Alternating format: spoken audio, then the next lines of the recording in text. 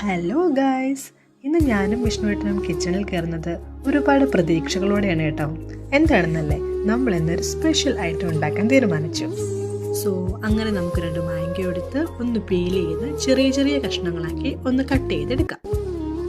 അങ്ങനെ ഞാൻ cut ചെയ്തുകൊണ്ടിരുന്നപ്പോഴാണ് guys ഒരാൾ വന്നത് കട്ടുകൊണ്ട് പോയി. കൊതിയൻ. അങ്ങനെ കട്ട് ചെയ്ത് വെച്ചിരിക്കുന്ന മാങ്ങയിനെ നമുക്കൊന്ന് മിക്സിയിലിട്ട് നന്നായിട്ടൊന്ന് അരച്ചെടുക്കാം. അങ്ങനെ നമ്മൾ നല്ല പേസ്റ്റ് രൂപത്തിൽ ഈ മാങ്ങ അരച്ചെടുത്തിട്ടുണ്ട്. ഇനി നമുക്ക് ആവശ്യമായിട്ടുള്ള പുട്ടുപൊടി എടുക്കണം. ഞങ്ങൾ 2 ഗ്ലാസ് പുട്ടുപൊടിയാണ് എടുത്തത്. നമ്മൾ 2 പേരേ ഉള്ളതുകൊണ്ട് അതിനകത്തോട്ട് കുറച്ച് ചൂടുവെള്ളം ഒഴിച്ചു കൊടുക്കാം.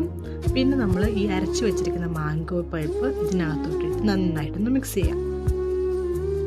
വാവ്, കാണാൻ നല്ല ഭംഗിയുണ്ടല്ലേ. ഇനി ഒരു ചിരട്ടപ്പൊട്ടെടുത്ത് കുറച്ച് തേങ്ങ ചിരവിൽ തൂവിക്കൊടുത്ത് അതിൻ്റെ മുകളിലേക്ക് നമുക്ക് ഈ പൊടി ഇട്ട് കൊടുക്കാം ഗൈസ്. അങ്ങനെ നമ്മൾ പൊടി ഇട്ട് കൊടുക്കുകയാണ്. അതിൻ്റെ മുകളിൽ നമ്മളൊരു ഡെക്കറേഷന് വേണ്ടിയിട്ട് ഒരു മാങ്ങായും വെച്ച് കൊടുക്കുന്നുണ്ട്.